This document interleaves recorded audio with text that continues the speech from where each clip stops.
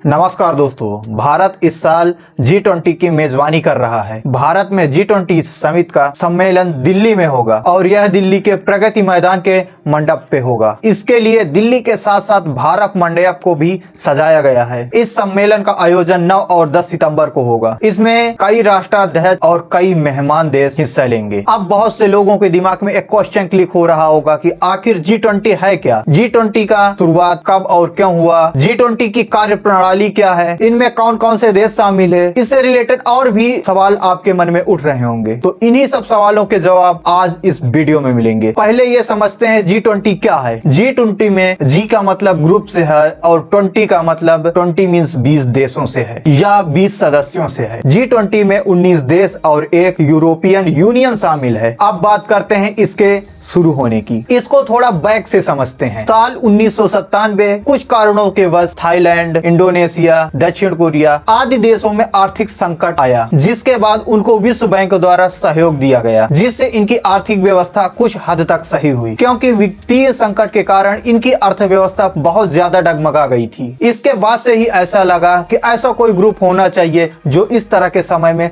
साथ खड़ा रहे और सहयोग दे। हालांकि G7 ग्रुप पहले से मौजूद था, लेकिन उस ग्रुप में केवल विकसित देश ही शामिल थे। वैसे G7 की अगर बात करें तो G7 की शुरुआत 1975 ईस्वी में हुई थी और उसके एक साल बाद उसमें कनाडा जुड़ा। हालांकि इस ग्रुप में 1997 में रूस को भी शामिल किया गया, जिसके वजह से यह G8 हो गया था। लेकिन कुछ कारणों के वजह से 2014 में रूस को G8 से अलग कर दिया गया और पुनः G7 रह गए। G7 देशों में America, Britain, Canada, Italy, France और जापान देश शामिल हैं। ये सारे देश विकसित देश थे, इनके पास पैसों की कोई भी कमी नहीं थी। ऐसे में अब जरूरत थी कि अब कम पैसे वाले देश का भी संगठन बने। इसका मतलब विकासशील देशों का भी संगठन होना चाहिए। यही देखते हुए G20 की स्थापना 1999 ईस्वी में होती है। G20 समूह की स्थापना इस वजह से की गई थी कि इसमें कम विकसित देश या विकासशील देश हिस्सा लेंगे और विकसित देश भी इनमें शामिल होंगे, यानी G7 ग्रुप के सारे देश G20 में भी होंगे, क्योंकि आने वाले इन फ्यूचर में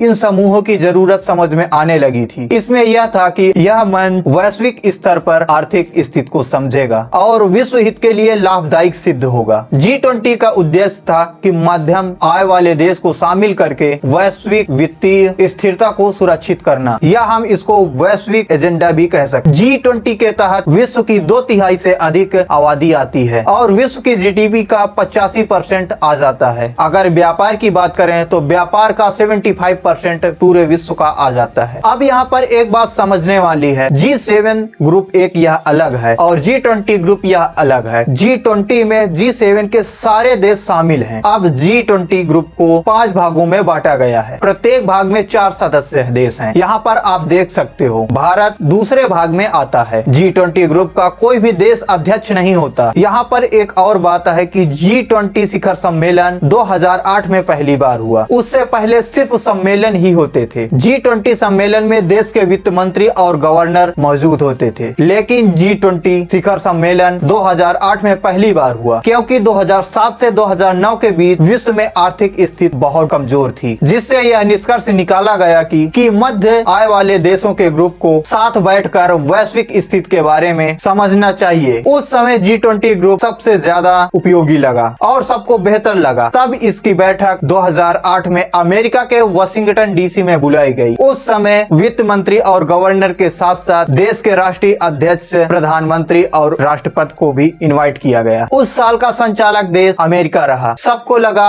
आर्थिक सहयोग के लिए यह मंच सबसे बेहतर रहेगा। बाद में इसमें आतंकवाद, मानव तस्करी, ग्लोबल वार्मिंग और स्वास्थ्य जैसी समस्याओं के भी बीच बातें होना शुरू हुई। हालांकि इसका मेन उद्देश्य है आर्थिक स्थिति को सुधारना और उस बैठक में जो राय बनती है उसी के हिसाब से सारे देश एक मार्ग पर काम करें और किसी भी परिस्थिति से डटकर मुकाबला कर सकें और परिस्थिति से ऊपर उभर सकें। तब से यानी 2008 से लगातार G20 शिखर सम्मेलन आयोजित होने लगा और हर एक बार इसकी अध्यक्षता एक नया देश करता है। इस बार G20 की अध्यक्षता भारत देश कर रहा है और भारत में यह पहली बार हो रहा है। इसका कार्यकाल 1 साल के लिए होता है। इसमें भारत का कार्यकाल 1 दिसंबर 2022 से 30 दिसंबर 2023 तक रहेगा। इस बार के G20 का लोगो भी भारत की तरफ से दिया गया गया है और इस बार G20 की जो थीम है वसुधैव कुटुंबकम, वन अर्थ, वन फैमिली और वन फ्यूचर। यह अब तक का 18वां शिखर सम्मेलन है। G20 का मुख्यालय कहीं भी नहीं है। इसमें एक क्रम चलता है जिसमें कि जो देश पहले मुख्य रह चुका होता है वह दूसरे को यह बताता है कि कैसे काम करना है और जिसको आगे मुखिया बनना है वह यह बताता है कि इस